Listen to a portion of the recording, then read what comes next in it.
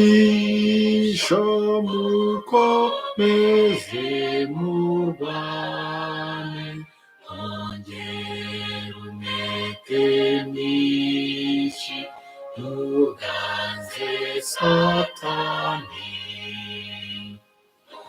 mubyuke mutabare mudashidikanya kugira ubuzima urebe kwa Yesu kandi muje mutwara intwaro zo kwizera muhambe kunesha ibyishimo byinshi mubyuke mutabaho mubane iteka izere izina ryera niba muzanesha maze izo ntwaro zose muzihumami Yesu muzabona amahoro y'iteka mw'ijuru.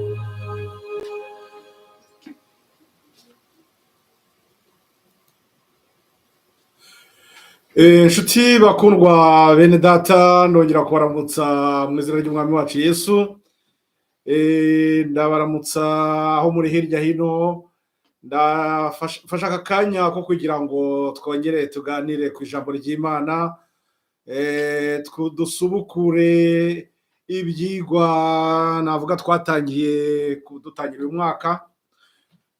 Twari turi kwibaza ikibazo cyerekeranye n'inzira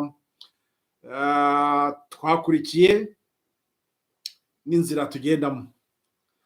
Ubwo nkaba ngira ngo aka kanya turebe aho tugeze muri iyo nzira tugomba kugendamo, turebe aho duhagaze.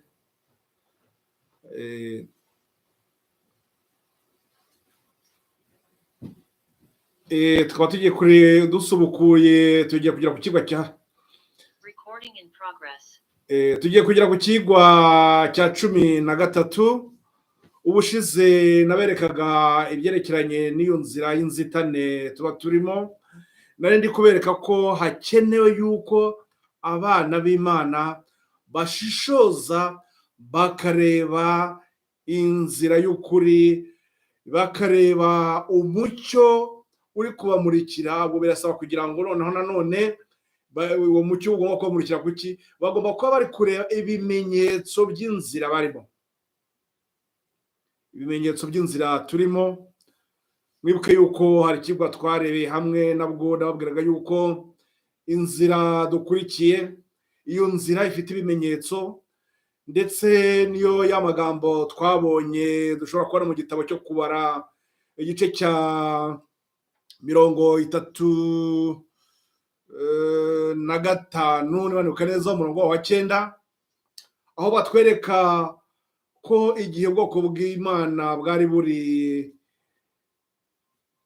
bugeze i Kanani, ko bwahawe imijyi bitaga imijyi y'ubuhungiro. Iyo mijyi y'ubuhungiro ni ukuvuga ngo uwagakoze icyaha afite akenewe unyine wakoze icyaha gishobora kumwicisha, amakiro yo nuko yari afite ko yakwirukanka agahungira muri uwo mujyi w'ubuhungiro kugira ngo ashobore kuba ubuzima bwe bw'ukubukiza. Nizo mpamvu batubwira ngo iyo nzira agomba guhora iharuwe, iyo nzira igomba kuba ifite ibimenyetso buri gihe cyose, kugira ngo umuntu atibeshya na gatoya, kuko ubugingo bwe bwaba buri mu kaga, yagomba kwihuta cyane. Icyo kigo Imana yakiduhaye ngo kugira ngo natwe dusobanukirwe ko muri iyi si nako turimo, ko inzira yaduhaye, iyo nzira natwe tugomba kwikurikira kandi tukareba ibimenyetso byayo, tukihuta kandi tugahunga ikibi cyo kitwugarije, kuko tuba turi kugenda tugana aho Kristo yaduteguriye, aho ubuhungiro bwacu buri, aho mu ijuru duharanira twese. Ni ukuvuga ngo kuzimu tugomba kwirinda, ariho h'umwijima, kandi no tukagenda tugana hari umucyo. Ni ukuvuga ngo noneho twagombye kuba turi kureba umucyo noneho uri kutumurikira muri iyo nzira turimo mu gihe cyacu cya nyuma. Ariko nk'uko twagumye kubibona, twabonye ko ngo Satani ibintu ntabwo azarohera urwo rugamba turimo rwa nyuma, kuko ngo iyo nzira azagenda azakushyiramo imitego myinshi. Ubwo nababwira ko yenda nk'iyo mitego twabyumva neza yuko bya bimenyetso, uri kuvuga ngo ibyo bimenyetso ibyo azashobora azajya n'ibice ikimenyetso cyari gifite icyerekezo kigana hariya, washobora kuzaza agahita gihinduka cyerekeza ahandi, ashobora kuzagira ibyo azagenda asiba, ashobora kuzagira ubwo azajya yenda asanga abagenzi bari mu nzira akababwira ati si ngombwa ko mugumya kwirukanka cyane, ati mbese ko ni igiki gituma mufite impumu mwiruka, mwakwitonze ko amahoro hari amahoro mukituriza. Ibyo ngibyo nibyo bizatuma azakoresha abigisha bazagenda batanga ihumure, bahumuriza abantu babereka ko nta kaga gahari. Abenshi ko kubaza ntako bari kubona kubera ko ntawo mucyo ntawo bafite, abandi bazaba barawuhawe uwo mucyo ariko bagakugenderamo. Ariko bose urumva ko icyo bazaba bari kugenda bakora baganishaho iki, ni uko abantu bose bazaba bari kugenda baganisha mu cyerekezo kimwe, aho bagiye kujya muri ubwo buyobe, aho bagiye kugera mu mwijima. Nuko rero iki kigwa tugiye kugira ngo twongere indi ngingo kugira ngo duhogere kuri ibi twabonye, nuko iyo nzira igeze mu nzitane. Baba n'ubushize nabwiraga yuko twagombye kugira umwanya wo gusuzuma ibyanditswe, tukabisuzumana ubwitonzi. Ayo matsinda ari hirya hino akagira umwanya wo kujya impaka ku ngingo zitari kumvikanaho. Izo kandi kugira ngo bigerweho nuko bazaba bagize umutima wo guca bugufi, kugira ngo icyo kintu gishobora kuba cyava mu nzira. Ni ubwo buryo bushoboka. Mbere yuko nkomeza mureke dufate akanya dutabaza ijoro naryo ritube hafi, kugira ngo abamarayika tuyobore muri izo ntekerezo zo tugiye kureba hamwe. Turi icyo gitekerezo cyo kugira ngo turebe iyo nzira igeze mu nzitane ni gute dushobora kuba twabona noneho umucyo.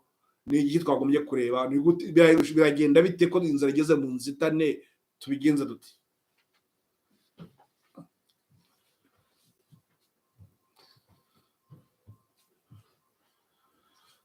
Data wongera gukiranuka kose, izina ryawe rihabwa icyubahiro.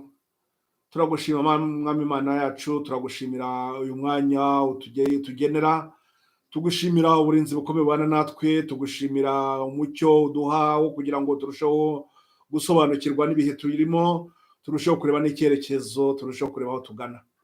Turakwinginga Data kugira ngo ari wowe wenyine usanga bene Data abo turi kumwe aka kanya badukurikiranye ibyigwa, ubegere Data, ubaganirize, ubahe bakwiriye. Ni wowe uzi ibyo bakeneye, ubahe Mwami bikwiriye. Ndakwinginga yanjye mbi nk'igikoresho, singira ibyo wanjye nivugira, ahubwo uri mu ijuru urangurure ubwire ubwoko bwawe bikwiriye. Ndagusaba kugira ngo uyu mwanya uba ari wawe Data, turaguhaye kandi tweze imitima yacu igengwe nawe. Ni mu izina ry'Umwami wacu Yesu Kristo ngushimira Data kubwo mucyo, kubwo mwanya watugeneye. Amen.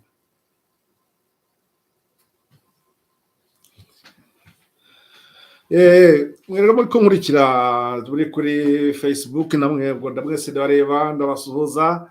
Imana igumye kubafasha kandi igumye kubaha gushikama no kurushaho kureba icyerekezo turimo no kuja gusobanukirwa n'aka kaga turimo, kuko aho turi hano muri iyi si ngo turi nk'aba turi mu rugendo, turi abagenzi. Birasaba ko tugomba kuba turi kureba icyerekezo cyaho turi kugana. Nuko rero twihuse, kuko sinshaka kugira ngo mfate umwanya munini cyane, ndagira ngo turebe iby'iyo nzira twarebye ubushize. Abari kuri Zoom ubwo ariko n'abandi ndumva ndabikora kwa kundi bisanzwe, nimba video nimara kurangira naza kuyohereza. Abari kumurikirana none kuri abayikurikirana kuri YouTube kuri rindi shene Impanda Iheruka, nabo uyu munsi nibwo nayishatse kugira ngo nayo tuyitangire kuyikoresha. Ubwo nabwo biri kugenda nawe ni en direct muri kubikurikira. Abandi noneho ubwo video nimara kurangira neza bari kuri Zoom, kuko niho nshobora gutanga amataburo neza. Ubwo namwe nongera nyohereze, muraza kongera kuyibona. Abandi bari kuri Facebook, ubwo muraza kongera kuyibona neza, noneho murushaho gutsindagira no kugira ngo izo taburo zidufashe kurushaho kwiga neza no kurushaho kucukumbura tukareba niba ibyo tubwirwa biba ari ukuri koko, nk'aba bakristo nababwiye b'itorero ry'Iboroya tubona mu byakozwe n'intumwa igice cya 17 umurongo wa 11. Twihuse rero, reka mbahe iyo taburo kugira ngo twongere tuyibukireho byinshi. Iyi taburo itubwira inzira wakurikiye. Nkuko nabwiraga, iki kigwa tumaze umwaka uri hafi kurangira. Ndifuza ko rwose uyu mwaka urangira ingingo iranye tumaze kumenya ibyayo neza, kugira ngo noneho duhite dusubukura, noneho twinjira muri uwo mucyo ugomba kutuyobora, tureba iryo tara tugomba kubona mu iherezo ry'inzira. Iryo tara riduha umucyo, nka kwa kundi tubona ko abantu bari mu nyanja. Abantu bari mu nyanja batubwira ko iyo bari mu bwato baba bafite itara ribamurikira ribereka ko bageze ku cyambu. Natwe iryo tara turarikeneye, kuko tugomba kumenya niba kuko aho turi kugana kuko ariho nyaho, tukamenya niba tugeze ku cyambu. Ubwo rero inzira wakurikiye, nibuka amagambo ndababwiye ari muri Yeremiya igice cya 6 umurongo wa 16. Ayo magambo niyo atubwira yuko tuba tugomba kubaririza inzira za kera.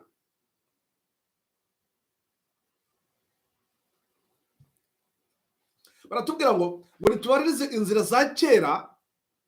Kubera ikibazo tuvuga ngo tubaririze inzira za kera, nuko aho tugeze nkuko ndikubwira ko tubaze kugera mu nzitane. Izo nzitane no zitwereka yuko Satani hari ibintu yazanye, akaba noneho ari kugenda agiye kuyobya benshi.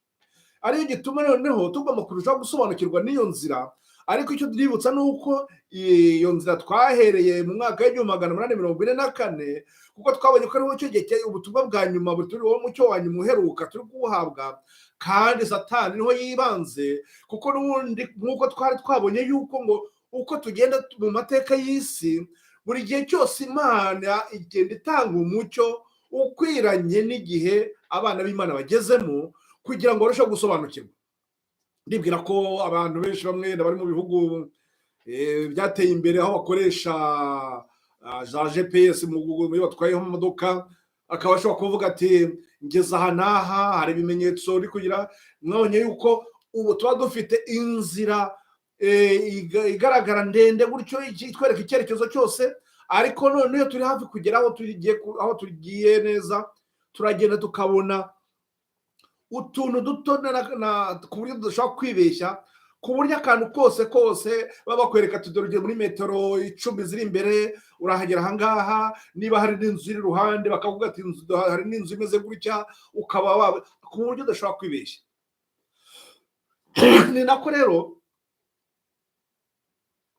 Ni nako mu mucyo w'ijambo ry'Imana nawo bimeze. Nuko uko turi kugenda dushyira iherezo, niko nanone turi kugenda tubona umucyo wose. Nizo mpamvu twaheraga muri umwaka w'1844, ariho twari twabonye amagambo atwereka ko tugeze mu gihe cyatwinjiye mu gihe cy'urubanza. Muri icyo gihe cy'urubanza rero tufite uwo mucyo kugira ngo tujye kwinjira ku butumwa bwa marayika wa 3. Kuri ubwo butumwa bwa marayika wa 1, marayika wa 2, twari twabonye ko ibyo birebana n'umucyo w'ubugorozi byaje 14. Uwo mucyo w'ubugorozi byaje 14 bikaba noneho batubwira ko uwo mu mpera z'ubwo butumwa bw'abamarayika 3 bwatanzwe kugira ngo butegure ubwoko bw'Imana bugomba kuzahagarara mu bihe bikomeye bya nyuma.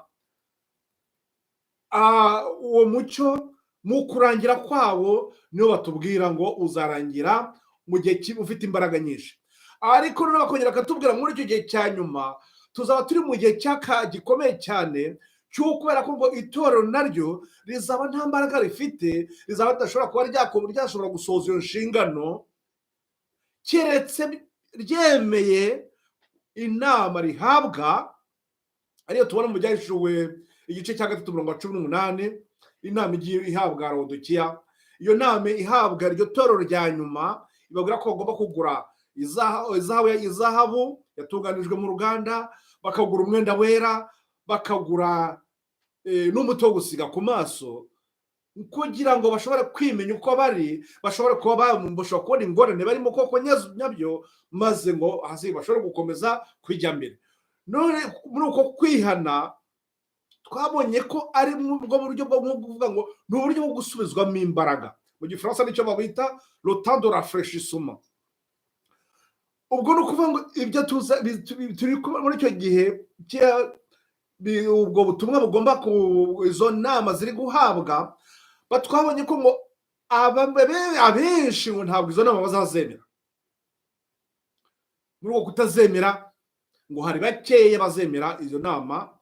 Aho ngaho ni ukuvuga ngo abazemera iyo nama nibo bazaba bagiye kugira bati, bazaba bagiye kurangiza ya nshingano yo kuburira abantu, yo kubwira isi yose, yo kwereka ko igihe turimo cya nyuma kiri kurangira, ko abantu bagomba kwihana, ko abantu bagomba kwitegura gusanganira umwami wacu, kuko amagambo tuyabona muri Amosi igice cya 4:12. Twitegure gusanganira umwami wacu.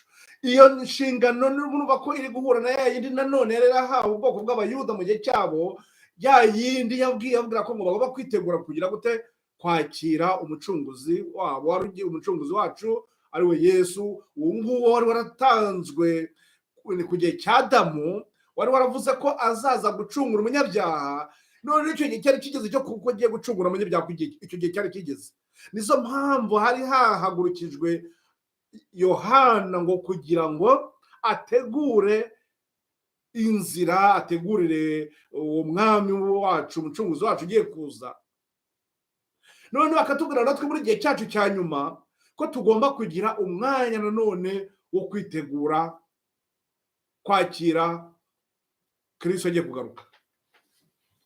Amagambo ushize ntabwo nabasomeye, naravuze ngo ndere tuzayarebaho. Ayo magambo tuyabona muri Malaki igice cya 3, bitewe na Bibiliya mufite, ishobora kuba uyibona muri igice cyangwa mu gice cya 4. Bibiliya ntoya, kubera ko hari aho bagiye imirongo bayihuza ku buryo hari aho usanga ari umurongo wa 3, ari igice cya 3. Hari nka Bibiliya zimwe zifite ibice kujya ku gice cya 3 gusa, ahandi ho bakagera ku cya 4. Malaki igice cya 3, reka ndebe niba ariho ayo magambo ari. Malaki niwe muhanuzi wa nyuma, ubwo ni urangiza isezerano rya kera. Uwo muhanuzi akaba yaraje mu gihe, muri icyo gihe nyine Yohana yahamagarwaga, muri icyo gihe babaga bari gutegura kugira ngo Kristo azagaruke. Ariko noneho mu magambo yatubwira muri igice cyaho cya 3, atubwira ko ngo mu gihe cy'uko mbere ko ngo Kristo agaruka, hazahagurutsa nanone hazahagurutswa undi Yohana uzaba agomba gutegura umunsi w'Uwiteka. Uwo munsi w'Iteka uzaba ari icyo gihe cya nyuma.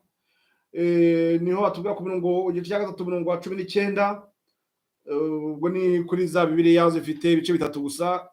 Niho batubwira ngo dore hazaba umunsi utwika nk'itanura ry'umuriro, abibone bose n'inkozi z'ibibi zose bazaba ibishingwe, maze habe umunsi uzabatwika bashire, ni ku Uwiteka Nyiringabo avuga.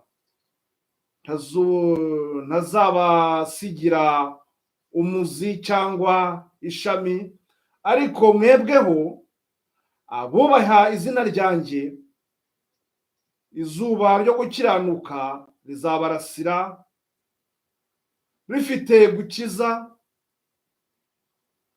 mu mababa yaryo, maze muzasohoka mukingurire, mukinagire nk'inyana zo mu kiraro, kandi muzaribatira abanyabyaha hasi, bazaba ivu munsi y'ibirenge byanyu ku munsi nzabikoreraho, niko Uwiteka Nyiringabo avuga. Nimwibuke amategeko y'umugaragu wanjye Mose, ayo namutegekeye i Horebu, yari ay'Abisirayeli bose, yari amategeko n'amateka. Dore nzaboherereza umuhanuzi Eliya, umunsi w'Uwiteka ukomeye kandi uteye ubwoba utaragera. Uwo niwe uzasanganya imitima y'abana n'aya base, kugira ngo ntazaza kurimbuza isi umuvumo.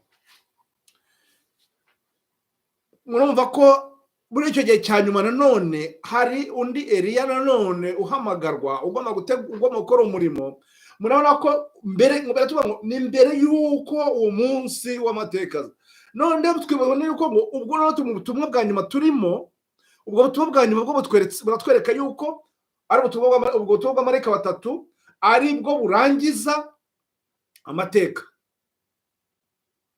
Noneho ubu tukaba turi mu gihe cya marayika wa gatatu.